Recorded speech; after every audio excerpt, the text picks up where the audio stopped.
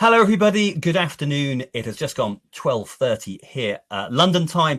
And so welcome. Thank you so much for having me along as part of this event today. My name's Chris Cooke, and I am the founder and managing director of a company called CMU. And my job today is to just give you a very rapid 20-minute overview of where the UK music market is at as we head into 2021. Obviously, this is the year where presentations about the music industry have lots of negatives and challenges, and I'm going to be acknowledging the negatives and the challenges as we go. It would be mad not to, but also there are still plenty of opportunities in the UK music industry and the UK music market, both now and certainly in the next 18 months. So that is going to be the gist of what I'm going to talk about. So if you just bear with me 1 second, I am going to get some slides up on screen, which hopefully you can now all see. So there, let's get going. And I'm going to talk for about 20 minutes, and then there'll be a few minutes at the end to answer questions. So you can type your questions into the chat at any time. But as I say, I will go through the presentation first, and then we'll answer the questions in the final few minutes of this section. So I've already introduced myself, but I'll do that once again. This is me. My name is chriscooke.com. It's my website. It's where you can check me out online. And I am the founder and managing director of this company called CMU. We exist to help people navigate and understand the music business. So as I said, what I'm talking about today is the UK music market and the state of play as we reach the end of 2020 and we head into 2021.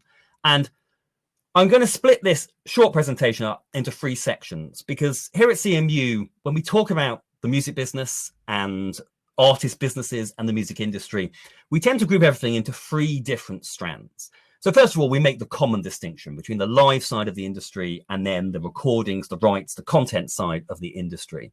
But we also like to talk about there being a 3rd strand of the industry, which I think has really gained some momentum here in the UK this year, which is what I call the fan relationship. So I'm going to talk about each of these 3 things in turn. Now, obviously, anything talking about the UK music market at this point in time, we're going to be acknowledging the COVID effect, the impact that the COVID shutdown has had on the wider music industry. But as you all know, because this is true globally, not just here in the UK, the impact of COVID has been felt to different degrees in the different strands of the industry and with the different revenues of the music industry. With live pretty much in shutdown since March, while streaming has continued to grow, and if anything, has grown faster during lockdown than it would have done otherwise. So depending on which bit of the music business we're looking at, the impact of COVID is very different. But of course, the big impact is on the live sector. So just let's very quickly look at how COVID has impacted on the live sector here in the UK. But what I'm really interested in is less what has happened since March, because that's been widely talked about. I'm interested in what happens next. But first of all, let's acknowledge that COVID has been catastrophic for the live industry worldwide, and that is just as true here in the UK as anywhere else. Our live industry, like much of Europe and North America, has basically been in shutdown since March. And actually, in some ways, to a greater degree than some other European countries. It is true that in England, live performances were allowed initially outdoor and then indoors over the summer months, but with significant social distancing rules in place, making it really difficult to run those events in a commercially viable way. Obviously, for everybody working in the live sector, from the biggest players to the smallest players, companies, freelancers, and indeed those artists for whom live is a key part of their business, this has made 2020 an incredibly challenging year. Just let's quickly talk about what government support there has been, because obviously this is an area where each country is very different. Here in the UK, there has been general COVID support for employers and the self-employed, which many in the live sector have utilised, and there has been specific funding available to the cultural and heritage sectors. So there has been government support here in the UK, and parts of the live industry have definitely benefited from that support, both the general schemes and the culture-specific schemes. we should acknowledge the work that has been done by the various trade organisations that represent the live sector here in the UK, the Music Venue Trust in particular, but all the other trade organisations as well, have really lobbied hard to ensure that government support was available to the live industry. Indeed, a whole new trade organisation has come out of that called Live. So there has been significant government support for some in the live sector, but there have also been some significant gaps. So we've seen some people and companies in the live sector get the support they need. I mean, when I say that, the support they need to just about stay in business. But nevertheless, that support has been there for some, but not for others. And indeed, some have had no support at all. So the delivery of that support has been very variant around the industry.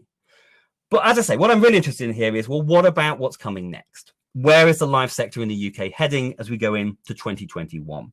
When I talk to people in the industry, whether they are promoters or agents or managers, there's a real difference of opinion regarding when the live sector is going to start to return to normal. We all know that it's going to take, 6 to 12 months, maybe 18 months to fully revive. But when does that process begin? Will we start to see the revival begin in early 2021 as the various vaccines start to be rolled out, so that by the end of 2021, we're pretty much getting back to normal and we can have something like, albeit a socially distanced festival season over the summer? Or actually, will it really be 2022 when things start to get back to normal? As I say, opinion on that is divided. But things will get back to normal. What we definitely know is that there is a huge appetite amongst British consumers to get back into venues, from the smallest venues to the biggest venues, to get back to music festivals. So we know that there will be a strong live market. We just don't know whether or not we're talking about that returning in late 2021, sometime in 2022, or if you want to take the really pessimistic view, maybe the impact will be felt through to 2023. But as I say, long term, the opportunities will definitely be there. Poses the interesting question as to what will the live sector look like when things start to get back to normal. The good news is that this government support that I've mentioned has been much more diverse than UK government support usually is.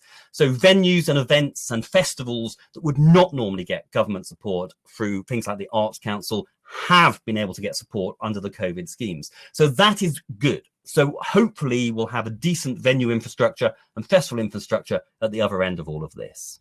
However, funding, the cultural specific funding, has been much more targeted at institutions than individuals. So the unknown is, how much talent have we lost as an industry? So I suppose to conclude in terms of what's coming next with Live, throwing in Brexit, which I know has been talked about quite a lot already here today, 2021 is definitely going to be a challenging year for the British live industry. But I think 2022 has huge amounts of opportunities. And from all the doom and gloom, of which there's been plenty, it might be that long-term, new opportunities arrive in the live space that become a long-term opportunity for artists who are performing and building a fan base here in the UK. And as part of that, let's quickly talk about live streaming. Live streaming has really gained momentum here in the UK since COVID lockdown began. And there seems to be a significant appetite for concert streaming when it is done well. And what we've seen over the summer months is, whereas initially artists were live streaming for free over things like Instagram and Twitch to keep connected to the fan base, we've really seen the growth of ticketed live streaming, revenue generated live streaming. And we've seen a lot of innovation in this space here in the UK, particularly management companies. The London management firm ATC set up a whole new business called Drift to focus on this. The ticketing company Dice, the online platform Mixcloud have all been experimenting in this space, as have others. And the general consensus is that this is not just a temporary blip. This is not just a COVID opportunity. Concert streaming is going to be part of the mix long term, and that opens up opportunities, particularly for international artists who have a fan base here in the UK, but not necessarily a big enough fan base in one place to be constantly touring here.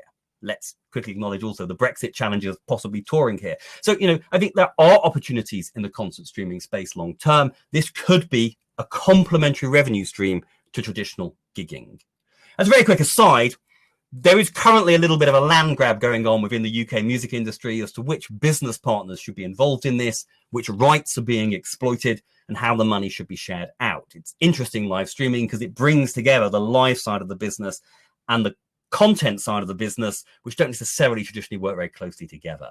So there are a few little political issues to be dealt with, but huge opportunity, I believe, in that space. Which brings us to the recording and rights side of the music industry and the UK music market.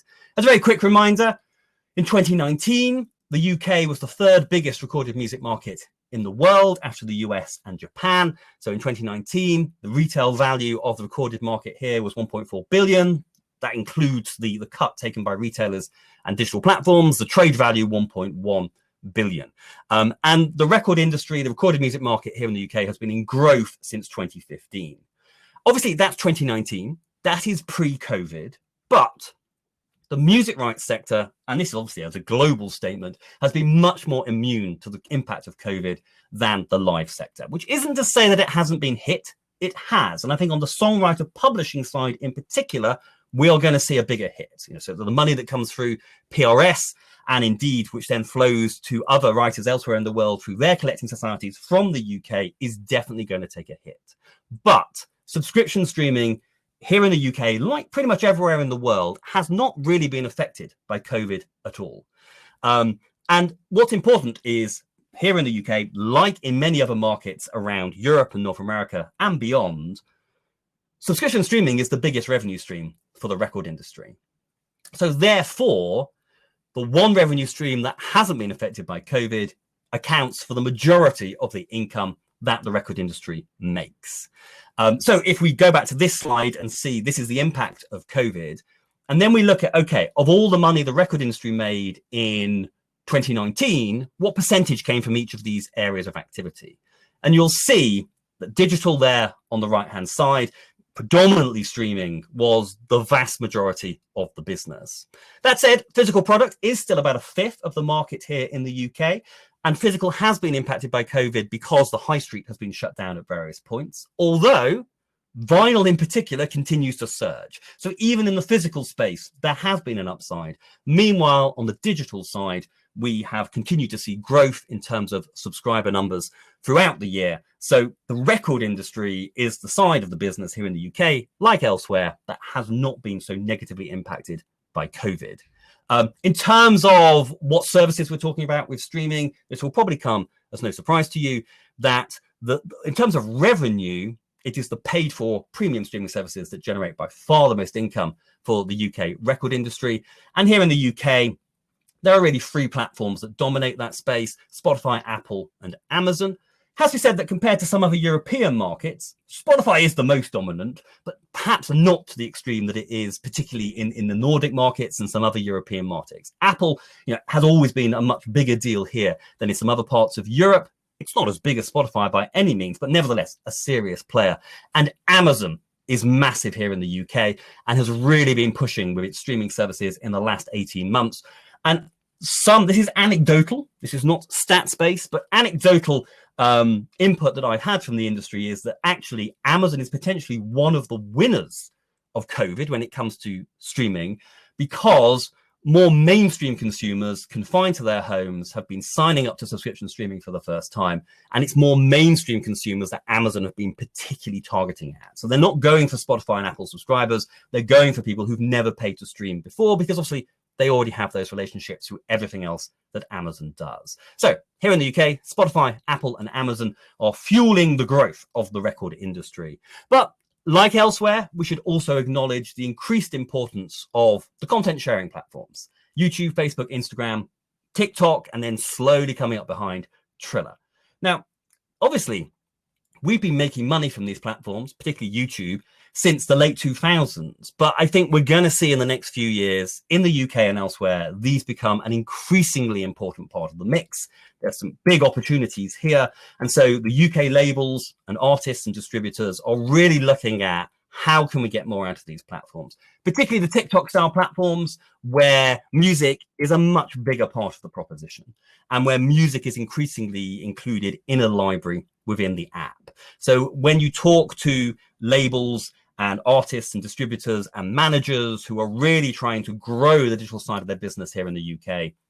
Spotify, Apple, Amazon, still really important, but also how can we get more out of the content sharing platforms that are becoming an increasingly important part of the business. Those platforms are still, particularly TikTok and Triller, but to an extent Facebook and Instagram as well, are still trying to work out exactly what their business model is when it comes to using music. So we need to keep an eye on that. A lot of the money to date has been big advances, but I would say the next few years in digital, these are going to be a big part of the conversation, in addition to Spotify, Apple, and Amazon.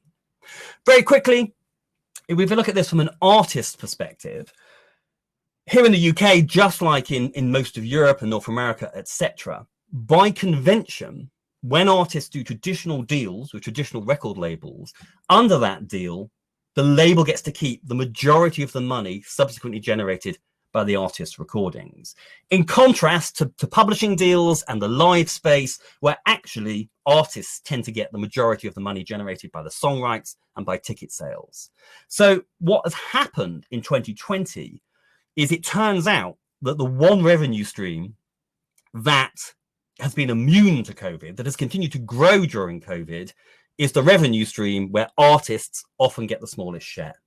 And here, as elsewhere, this has put the spotlight and opened up and reignited the debate around the way the record industry is structured and record deals are structured. And in particular, from a streaming perspective, what I call the digital pie debate, how streaming money is shared out between all the different stakeholders, and in particular, the share the artist is receiving. You're probably aware, because I think it's been getting coverage elsewhere, here in the UK, we've had some artist and songwriter-led campaigns online, Broken Record, led by the musician Tom Gray, Fix Streaming, led by the organisations, the Ivors Academy and the Musicians Union, basically calling for a review of the way streaming works and the money gets shared out. As a result of that, a select committee in our parliament is now undertaking an inquiry into how streaming works, how the money gets shared out, and it will make recommendations to government. Now, select committees don't actually have any actual power to change the law. All they can do is make recommendations. The government may choose to ignore those recommendations, but it has really reignited a debate that, in the industry has been ongoing for years now, but much more public attention to this debate about how streaming works and how the money gets shared out. And although the streaming services have come up under some criticism as part of that debate, particularly Spotify, the debate more recently has tended to focus on record deals and the artist-label relationship. Throw in Taylor Swift and Kanye West being very vocal on these issues in the US, and obviously has a big impact here in the UK as well in terms of public consciousness. So the debate around the artist-label relationship has been a big talking point, certainly in the industry and increasingly beyond the industry as well. I would say that when it comes to the artist-label relationship, there are definitely issues with legacy contracts that were signed 20 years ago, where the label is still in control of the music and the way that money gets shared out from streaming. But I think it's important to also acknowledge that here in the UK, like elsewhere, but I think this has been a particular trend in the UK in the last few years, is when it comes to new artists and new deals, the label-artist relationship has been evolving greatly. And that is partly as a result of an increasing number of artists, certainly at the start of their career, but crucially further on in their career as well, basically forming their own labels, usually in partnership with management, and then working with a distributor or a label services company to get the music out there. And of course, these days, distributors don't just offer basic aggregation and distribution. Distributors are offering a whole range of services to those artists who want to go this route. There are pros and cons to that approach. The pro being that you get to keep the rights and more of the money. The con being that ultimately the artist and management team have to do more work. But this has sparked a number of interesting conversations here in the UK. The Association of Independent Music has been doing a lot of work on the role of distributors and how labels are changing and how distributors are becoming labels and artists are becoming labels. We did a piece of work with them called Distribution Revolution, where we talked about all of that. Meanwhile, in the management community, the MMF have been discussing if this means that managers do more of the work, does a traditional management model of 20% work? Maybe it does, maybe it doesn't. But I suppose, crucially, what you should take away from my talking about the recording side of the business is streaming is really healthy here in the UK. A lot of money is coming in. There is a debate about how that money gets shared out, but there are plenty of opportunities for artists on this side of the business, and particularly those artists who, usually in partnership with management, can pursue a different approach to working with labels. And finally, I just want to say something about the director-fan relationship. I've been talking about this for a very long time now. It seems to me that actually one of the biggest impacts of digital is changing the director-fan relationship. Prior to digital, artists didn't really have a direct fan relationship. They didn't really know who their fans were. And obviously, all of that has changed over the last 20 years. And I think there are huge opportunities in this space for artists to be connecting with their core fan base online and monetizing that relationship. Now, this isn't new. And certain artists, certain labels, certain managers have done a lot of work in this space over the last 20 years. But it does feel to me that one thing that's happened here since shutdown began is that artists and managers who never got quite far enough down the to-do list to truly capitalize on this have started to capitalize on this, partly out of necessity because they needed other revenue streams, partly because fans were increasingly, wanting this kind of activity, and also because they had more time. And just like with live streaming, I think that this is a long-term opportunity, that there are a multitude of ways that we could be monetizing that fan relationship with the core fan base. There are challenges around building that fan base, which business partners to involve, how you actually monetize that activity.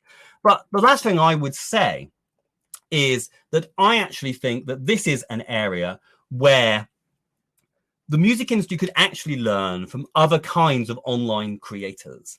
And if we look at what people are doing on YouTube, the creators on YouTube, what the TikTok and Instagram influencers are doing, what podcasters are doing, those creators actually have less options to make money than artists in normal times.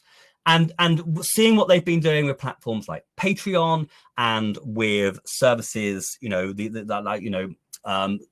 Twitch and other services where you can monetize that relationship, sell merchandise to that relationship. And of course, there are music specific platforms. Bandcamp has really become a bigger talking point this year, and Music Glue here in the UK as well. I think there are huge opportunities in the director fan space. And it's been really exciting for me as someone who's been talking about this for a very long time to see a number of artists and managers and labels in some cases capitalizing on this during shutdown. So there you go. That is, I know, an incredibly speedy overview of some of the trends we've seen here in the UK in terms of the market, where the money is coming in, the impact of COVID, what that might mean long term. And as I say, I mean, we should acknowledge the huge struggle a lot of people in the UK music industry have had this year, just like in the music industries everywhere in the world. But that there are some interesting opportunities coming out of this in live streaming and in direct to fan. Meanwhile, subscription streaming continues to grow. The video sharing platforms continue to grow. And as I say, I'm particularly excited about the potential for monetizing that direct to fan opportunity. And I suppose, if you think about it, a lot of the opportunities I've spoken about today are digital based, which is unsurprising. But in the context of COVID, in the context of Brexit, actually the fact that there are potentially increasing opportunities for international artists here in the UK delivered online without the logistical challenges of getting to the country, I think is definitely worth giving some consideration about. I am sort of out of time. I've been keeping an eye on the chat menu throughout. I don't think there have been any questions. I think everything I've been saying today has been quite straightforward. So you have like 1 more minute if anyone wants to very quickly type a question in. So, okay, some of the most underused tools to reach fans directly on mailing lists, would you agree? I would definitely agree. That the email list is very much part of the direct-to-fan relationship. Obviously, it does vary on the demographic of the fan base. But even if you've got a young demographic for whom email is maybe a different tool than the older demographics, I still believe the email mailing list is very valuable. It is definitely a big part of that tool. And, fully utilizing the direct fan relationship opportunity, a part of that is looking at all the data that is available. Here at CMU, we worked with the Music Managers Forum to publish a thing called the Fan Data Guide about 2 years ago now that talks about all the data that is out there and how you can utilize it.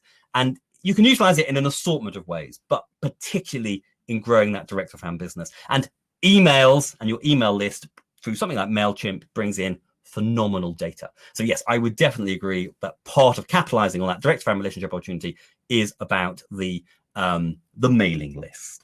Okay, I think we're kind of out of time, so I hope you found that useful. I will share my slides with the team at Nomex, so we'll get those to you somehow if you're interested in them. In the meantime, if you're not a CMU subscriber, go to Complete Music Update.